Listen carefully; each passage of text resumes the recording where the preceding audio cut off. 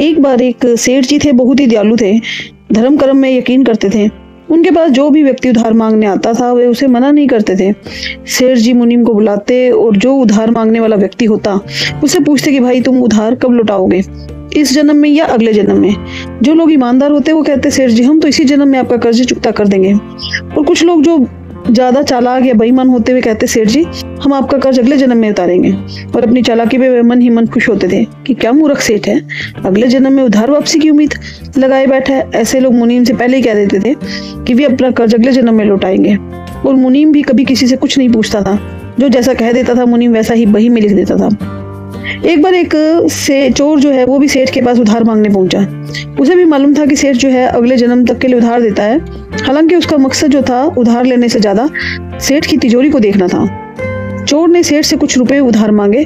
सेठ ने मुनीम को बुलाकर उधार देने को कहा। मुनीम ने चोर से पूछा भाई इस जन्म में लौटाओगे या अगले जन्म में। चोर ने कहा मुनीम जी मैं यह रकम आपको अगले जन्म में लौटा दूंगा। मुनीम ने तिजोरी खोलकर पैसे उसे दे दिए।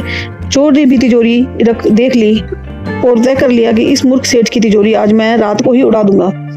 रात में वो सेठ के घर पहुंच गया और वहीं भैंसों के तबेले में छिपकर सेठ के सोने का इंतजार करने लगा।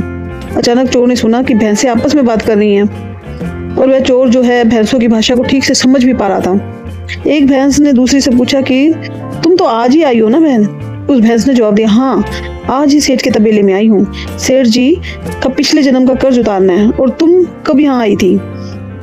उस भैंस ने पलट कर पूछा तो पहले वाली भैंस ने बताया कि मुझे तो 3 साल हो गए बहन, मैंने सेठ जी से कर्ज लिया था यह कहकर कि अगले जन्म में लौटाऊंगी।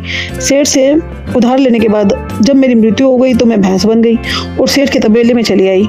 अब दूध बेचकर उनका कर्ज उतार रही हूँ। जब तक कि कर्ज की रकम पूरी नहीं हो जाती तब तक यहीं रहना होगा। चोर ने जब उन दोनों भैंसों की बातें सुनी तो उसके तो होश उड़ गए और वहां बंधी भैंसों की ओर देखने लगा। वो समझ गया कि उधार तो चुकाना ही पड़ेगा, चाहे वो इस जन्म में या फिर अगले जन्म में, पर उसे चुकाना तो पड़ेगा ही। वह चोर उल्टे पांव सेठ के घर की ओर भागा और जो कर्ज उसने लिया था उसे फटाफट मुनीम को लौटाकर रजिस्टर से अपना नाम कटवा दिया।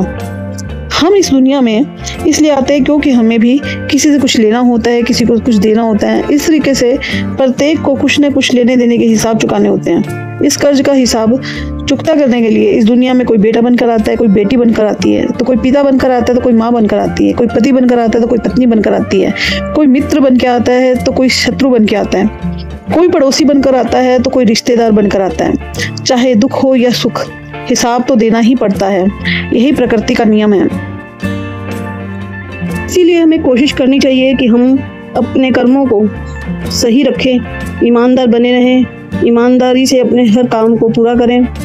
राधे राधे।